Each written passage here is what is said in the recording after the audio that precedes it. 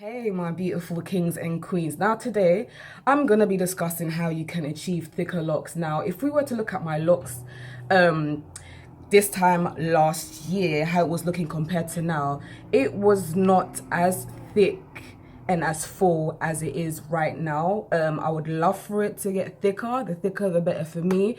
But it made me realize that obviously this time last year I was doing a lot of things either too much or I shouldn't have been doing certain things. So I'm going to give you 5 tips of ways that you can achieve thicker locks.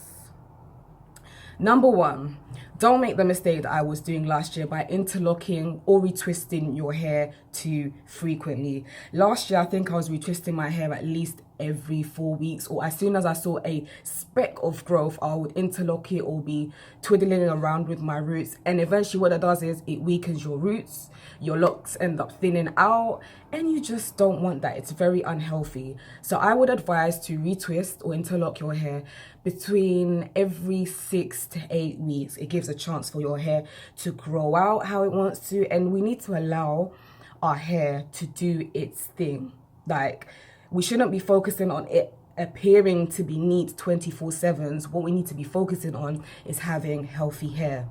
Number 2, do not style or tie your hair up tightly. Now, as you can see, I've got my hair up in a messy bun, you can call it. It's not tight at all. It's very loose. I feel like my scalp can breathe, and I'm not putting any strain on my locks.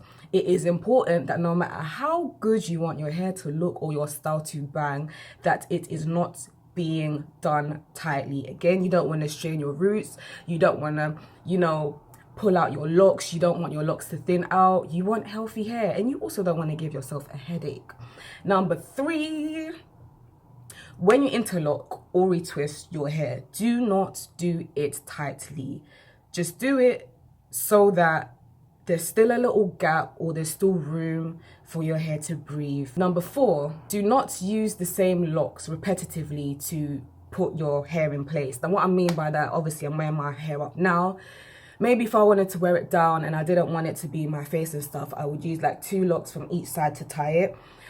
Do not tie it up tightly, and do not repetitively use those locks all the time. There used to be 2 locks that I would use, I think it's right here, and I used to use it all the time. And at one stage it became so thin, I actually thought that it would break. And surprisingly, it's now very thick. And that's simply because I've stopped doing that. Or if I do it, I do it once in a while, or I change up the locks. I don't use the same 2 or the same few all the time.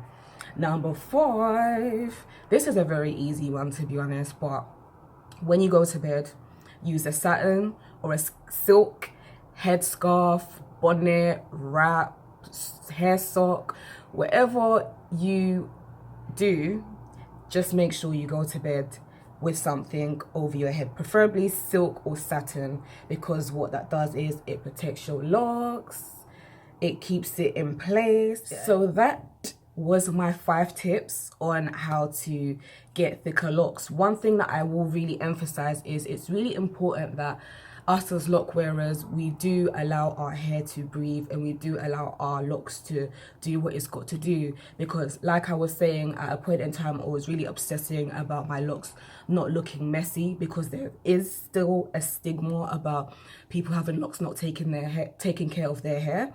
And I used to feel like in order for me to put an end to this stigma, I would always have to retwist or interlock my hair or palm roll and just make sure that it's looking neat, so much so that I didn't actually care on if it was feeling healthy.